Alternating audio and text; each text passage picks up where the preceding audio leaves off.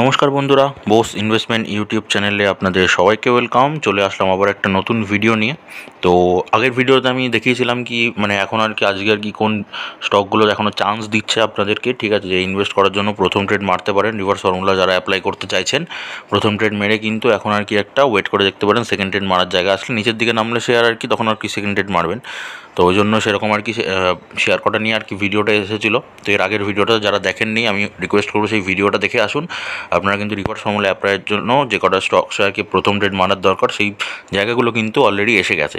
আমি দেখিয়ে দিয়েছি, ভিডিওটা দেখে নিন। ওকে, তো এই ভিডিওটা বেসিক্যালি দেখাবো কি দুটো আর কি 200 টাকার মধ্যে যে 200 টাকার কাছাকাছি আশেপাশে যে শেয়ার দুটো আছে, সেই শেয়ার দুটোতে কী হচ্ছে, এফআইএস যারা আছে, যারা ফরেন ইনভেস্টার, যারা ডোমেস্টিক ইনভেস্টার দেশীয় ইনভেস্টার যারা আছে, তারা কিন্তু ইনভেস্ট করে যাচ্ছে। পাবলিকের কাছে কিন্তু সেরকম কোনো হোল্ডিং নেই।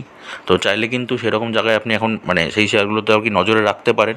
জায়গা বুঝে কিন্তু ইনভেস্ট করবেন, ঠিক আছে।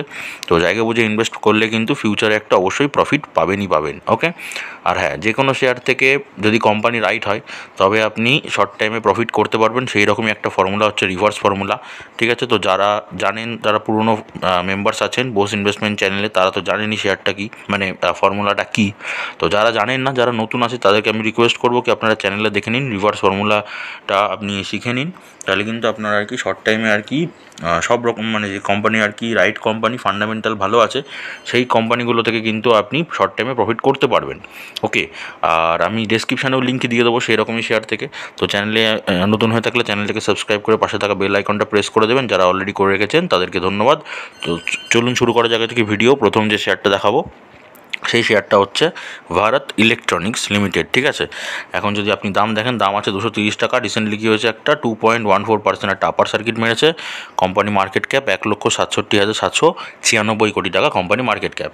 আচ্ছা, যদি আমি ব্যবসা দেখাই কোম্পানির, প্রফিট লস সেকশানে যাব, ঠিক আছে। গিয়ে প্রথমে দেখব কোম্পানি বিক্রি 2020 সাল থেকে 12,968 কোটি, 14,109, 15,368, 17,734, 18,183 কোটি।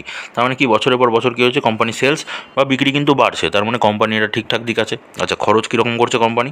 10,209, 10,895, 12,024, 13,645, 13,599 কোটি টাকা, ঠিক আছে। আচ্ছা, যদি আমি আপনার তুলনা করি কোম্পানি সেলসের সাথে এক্সপেন্সেস, তো কোম্পানি কিন্তু বিক্রি বেশি, সেই তুলনায় কোম্পানি খরচ কম। সেলস বেশি, এক্সপেন্সেস কম। তাহলে এটা কোম্পানির জন্য ভালো দিক না খারাপ দিক? অবশ্যই ভালো দিক, ঠিক আছে। আচ্ছা, তাহলে এবার যদি আমি প্রফিট দেখাই, কোম্পানি কীরকম প্রফিট করছে, বছরের পর বছরে কোম্পানি প্রফিট হচ্ছে কেমন, 1,825, 2,100, 2,400, 2,986, 3,571 কোটি টাকা, ঠিক আছে। তাহলে কী দেখলাম, প্রফিট কী হচ্ছে, বছরের পর বছর ক্রমশ বেড়েই চলেছে, ঠিক আছে। তার মানে কী বলা যেতে পারে, কোম্পানির বিজনেস বা ব্যবসা কিন্তু ভালোই চলছে। ওকে, আচ্ছা, যদি আমি এবার ব্যালেন্স শিটটা দেখাই কোম্পানির, ব্যালেন্স শিটটা দেখুন। রিজার্ভস কোম্পানির কত আছে, 14,085 কোটি টাকা কোম্পানির কাছে রিজার্ভস বা গচ্ছিত সম্পদ আছে। তার মানে অনেকটাই আছে। আচ্ছা, ধার বাকি বরোয়িং দেখুন, মাত্র 61 কোটি টাকা কোম্পানির কাছে বরোয়িংস আছে, ঠিক আছে। আগের বছরের মতোই আছে, আগের বছরের থেকে কিন্তু বাড়েনি, একই আছে। তো অনেক কম আছে, ঠিক আছে, ধার বাকি কম আছে, ঠিকঠাক আছে। আচ্ছা, যদি আমি এবার আপনাকে মোট সম্পত্তি বা টোটাল অ্যাসেট দেখাই কোম্পানির, তাহলে অ্যাসেট দেখুন টোটাল আছে 36,267 কোটি টাকা কোম্পানির কাছে টোটাল অ্যাসেট বা মোট সম্পত্তি আছে। আর যেটা দেখুন বছরের পর বছর কিন্তু ক্রমশ কী হয়েছে, ক্রমশ কিন্তু বেড়েই চলেছে। তাহলে কী দেখা গেল, অ্যাসেটও কিন্তু কোম্পানি ক্রমশ বাড়ছে। তার মানে কি ফান্ডামেন্টাল দিক থেকে কোম্পানিটা কেমন কোম্পানি, কোম্পানিটা রাইট কোম্পানি, কোম্পানিটা ওকে কোম্পানি, ঠিক আছে। এবার যেটা বলছিলাম কি শেয়ার হোল্ডিং প্যাটার্ন, তো কী করছে দেখুন, এই দেখুন শেয়ার হোল্ডিং প্যাটার্নটা দেখুন। প্রোমোটার্সদের কী আছে, প্রোমোটার্সরা তাদের হোল্ডিংটাকে সেম রেখেছে, কিন্তু এফআইসরা কী করেছে, এফআইসরা তাদের হোল্ডিংটা অল্প কিছু বিক্রি করেছে, কিন্তু তাদের কাছে দেখুন মোটামুটি 17.56%, মানে 17.5% কিন্তু এখন ইনভেস্টমেন্ট আছে, ঠিক আছে। আচ্ছা, যদি এবার আমি ডিআইসদের দেখি, ডোমেস্টিক ইনভেস্টার, তারা কী করেছে, তাদের ইনভেস্টমেন্টে কিন্তু তারা অল্প একটু বিক্রি করেছে। সেটা হচ্ছে 22.63% তাদের কাছে ইনভেস্টমেন্ট আছে, কিন্তু পাবলিকের কাছে দেখুন কতটা কম আছে, ঠিক আছে, মাত্র 8.66%, মানে কি 10%ও নিচে কিন্তু পাবলিকের কাছে ইনভেস্টমেন্ট আছে, পাবলিকের কাছে শেয়ার আছে, ঠিক আছে। তো এফআইডিআরসে কিন্তু লুকিয়ে কিনে যাচ্ছে, ওরা কিন্তু প্রফিটের জন্য দেখুন কত পার্সেন্ট, মোটামুটি 10%-এর ওপরেও তাদের কাছে আছে, ইনভেস্টমেন্ট আছে, 10 কি 15%-এর উপরে তাদের কাছে ইনভেস্টমেন্ট আছে, ঠিক আছে, কিন্তু পাবলিকের কাছে 10%ও নেই। তার মানে বুঝতেই পারছেন শেয়ারটা কিন্তু ব্যবসা খুব ভালো চলছে, বিজনেস একদম ঠিকঠাক, ফান্ডামেন্টাল একদম ভালো ভালো শেয়ার। তো সেই শেয়ারে কিন্তু বাদবাকি যারা শেয়ার হোল্ডার আছে, মানে পাবলিক শেয়ার হোল্ডার আছে, তাদের ইনভেস্টমেন্ট নেই, কিন্তু বাদবাকি শেয়ার হোল্ডারদের কিন্তু অনেক ইনভেস্টমেন্ট আছে। আচ্ছা, এক বছরে আমি যদি চার্ট প্যাটার্ন দেখাই আপনাকে, দেখুন শেয়ারটা কিন্তু আপনাকে ভালোই প্রফিট দিয়ে গেছে এক বছরে যদি দেখেন আপনি, ঠিক আছে। দেখুন যে যেখানে কিনেছে এইসব জায়গাগুলোতে তাকে কিন্তু প্রফিট দিয়ে গেছে, ঠিক আছে। এছাড়াও দেখুন এখানে শর্ট টাইম একটা ইনকাম দিয়েছে আপনাকে, এখানে শর্ট টাইম একটা প্রফিট দিয়েছে। তো যদি ভারত ইলেকট্রনিক্সের কথা বলেন, এটা কিন্তু আপনাকে লং টার্মে প্রফিট দেবে। এবার লং টার্ম বলতে কত বুঝতে হবে আপনাকে, মিনিমাম কমসে কম কিন্তু 7 বছরের জন্য আপনাকে হোল্ড করে রাখতে হবে ভারত ইলেকট্রনিক্স। ওকে, দেখিয়ে দিলাম আজকে একটা আপার সার্কিট মেরেছে, জায়গাটা উপরের দিকে আছে, তো শেয়ারটাতে নজরের দিকে রাখুন। যখন দেখবেন শেয়ারটা নিচের দিকে যাচ্ছে, নিচের দিকে থাকবে একটু, তখন কিন্তু শেয়ারটাতে ইনভেস্ট করবেন, খুবই কিন্তু ভালো জায়গা হতে পারে এবং ভালো ইনভেস্টমেন্টও হতে পারে। এফআইজিআর যখন ইনভেস্ট করছে, তার মানে বুঝতেই পারছেন শেয়ারটা কিন্তু অবশ্যই ভালো শেয়ার আছে। তো তারা কিছু শেয়ার সেল করেছে, অল্প কিছু শেয়ার আর কি সেল করেছে, তো সেটাতে ভয় পাবে না, কেন কি তারা প্রফিট বুক করার জন্য সেল করেছে, ঠিক আছে। কারণ খালি টাকা ফেলে রাখলে তো হবে না, ওটাকে প্রফিট বুকও করতে হবে, মানে বিক্রিও করতে হবে। তো তখনই ওই জন্যই কিন্তু শেয়ারগুলোতে তারা মানে সেল করেছে বলে কিন্তু তারা প্রফিটটা বুক করতে পেরেছে। তবে কিন্তু তাদের ইনভেস্টমেন্টটা অনেকটা ইনভেস্টমেন্ট আছে, যথেষ্ট মানে বেশি ইনভেস্টমেন্ট আছে পাবলিকের কাছ থেকে। তো চাইলে কিন্তু এই শেয়ারটা দেখতে পারেন, আপনার ওয়াচ লিস্টে কিন্তু অ্যাড করে রাখতে পারেন, যখন একটু নিচের দিকে থাকবে তখন একটা ইনভেস্টমেন্ট কিন্তু প্ল্যান করতে পারেন শেয়ারটাতে। ওকে, আচ্ছা নেক্সট শেয়ারটা দেখাচ্ছে, আরেকটা শেয়ার আছে, ওটাও দেখিয়ে দিচ্ছি আমি। এনসিসি লিমিটেড, ঠিক আছে। এটাও কিন্তু খুবই একটা ভালো শেয়ার, 200 টাকার আশেপাশে বলেছিলাম, দেখুন 250 টাকা দাম আছে, 253 টাকা। আজকে কী হয়েছে, আজকেই কিন্তু একটা 5.31% একটা আপার সার্কিট মেরেছে। কোম্পানি মার্কেট ক্যাপ 15,866 কোটি টাকা, মানে স্মল ক্যাপ কোম্পানি। তো স্মল ক্যাপ কোম্পানি কী হয়েছে, আপনাকে মাল্টি ব্যাগার রিটার্ন কিন্তু একটা দিতে পারে, যদি সেটা রাইট কোম্পানি হয়, কোম্পানি যদি ব্যবসা ভালো থাকে, ঠিক আছে। তো চলুন দেখা যাক ব্যবসা কেমন চলছে কোম্পানির। প্রথমে যদি দেখি কোম্পানির বিক্রি কেমন চলছে 2020 সাল থেকে, তাহলে সেটা হচ্ছে 8,901 কোটি, 7,949, 11,138, 15,553, 19,309 কোটি টাকা। তার মানে কি কোম্পানির বিক্রি বছরের পর বছর বাড়ছে।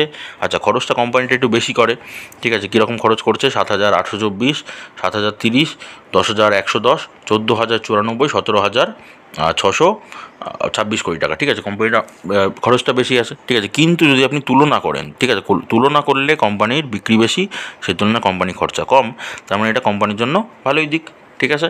আচ্ছা, যদি আমি এবার প্রফিট দেখি কোম্পানি কীরকম প্রফিট করে বছরের পর বছর, নেট প্রফিট দেখুন কোম্পানির 314, 283, 494, 646, 705।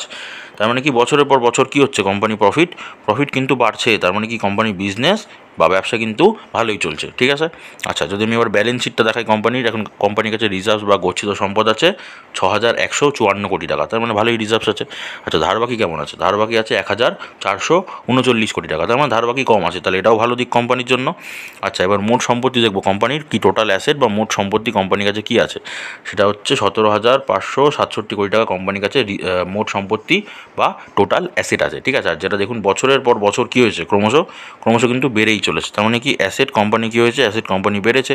তার মানে কি দেখলাম আমরা ফান্ডামেন্টাল দিক থেকে কোম্পানিটা কী হয়েছে, কোম্পানিটা কিন্তু একদম রাইট কোম্পানি, একদম ওকে কোম্পানি।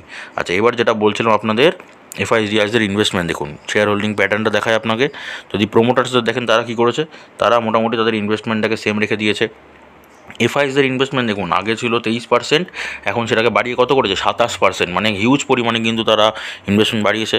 ডিআইএসরা দেখুন, ওরাও কিন্তু ইনভেস্টমেন্ট অল্প একটু বাড়িয়েছে, আগে ছিল 10.52%, এখন বাড়িয়েছে কত 10.63%, মানে ওদের ইনভেস্টমেন্টটাও কিন্তু বেড়েছে, ওরাও ইনভেস্ট করেছে।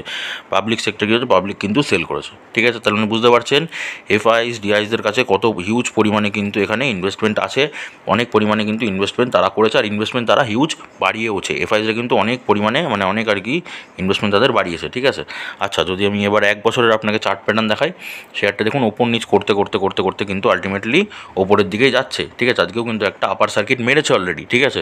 তো শেয়ারটা উপরের দিকেই যাচ্ছে। তো আপনার যদি এবার শেয়ারটা যদি ভয় লাগে, কারণ কি বিজনেস ভালোই চলছে, তো শেয়ার ভয় লাগলে কিন্তু ওই একটা ওষুধ তো আপনার কাছে আছেই, একটা মেডিসিন, সেটা কি রিভার্স ফর্মুলা ইউজ করবেন, শর্ট টাইমে প্রফিট করবেন, ঠিক আছে, প্রফিট করে বেরিয়ে যাবেন। এতে কী হবে, আপনার এতে কোনো রিস্কও থাকবে না, প্রফিটও জেনারেট করতে পারবেন। কিন্তু শেয়ারটা দেখুন মার্কেট ক্যাপ যেহেতু এতটা কম, আপনি কিন্তু এটাতে একটা লং টার্মে প্ল্যানিং করতেই পারেন, মিনিমাম 7 বছর, ঠিক আছে। লং টার্মের জন্য কিন্তু প্ল্যানিং করতে পারেন। এর মাঝে মাঝে কী চেক করতে হবে আপনাকে, কোয়ার্টারলি ব্যবসা চেক করতে হবে আপনাকে, ইয়ারলি ব্যবসা চেক করতে হবে আপনাকে, এই জিনিসগুলো আপনাকে চেক করা লাগবে, ঠিক আছে। তো আমি বলে দিলাম মোটামুটি জায়গা, মানে শেয়ারগুলো কিন্তু যে দুটো শেয়ার দেখালাম, এই শেয়ার দুটোতে কিন্তু এফআইএসডিএস বোথ, মানে ওরা ভালোই ইনভেস্টমেন্ট করেছে। তো পাবলিক ইনভেস্টমেন্ট খুব একটা নেই এখনও পর্যন্ত, তো আপনি চাইলে কিন্তু একটা অবশ্যই ভালো ইনভেস্টমেন্ট করতে পারেন, আপনার জন্য ভালো হবে শেয়ারটা ইনভেস্টমেন্ট, ঠিক আছে। দুটোই যে দুটো দেখালাম সে দুটোই মোটামুটি 200 টাকার কাছাকাছি আছে শেয়ারগুলো। তো দেখিয়ে দিলাম। এই ছিল আজকের ভিডিও। আশা করি ভিডিওটা ভালো লাগে। যদি ভিডিওটা ভালো লাগে একটা লাইক, কমেন্ট আর শেয়ার করে দেবেন। আর চ্যানেলে যদি আপনি নতুন হয়ে থাকেন অবশ্যই চ্যানেলটাকে সাবস্ক্রাইব করে পাশে থাকা বেল আইকনটা প্রেস করবেন। কেন কি বোস ইনভেস্টমেন্ট আপনাদের শেয়ার মার্কেট সম্পর্কে খালি ইনফরমেশন দেয় না, আপনাদের কিন্তু শেয়ার মার্কেট শেখায়ও, ঠিক আছে? তো চ্যানেলে নতুন হয়ে থাকলে অবশ্যই এটা করে রাখবেন। আর যদি কোনো শেয়ার সম্পর্কে কোনো কোয়ারি থাকে, কোনো অ্যানালিসিস থাকে বা কোনো যদি প্রশ্ন থাকে, অবশ্যই কী করবেন, অবশ্যই কমেন্ট বক্সে গিয়ে একটা কমেন্ট করে দেবেন।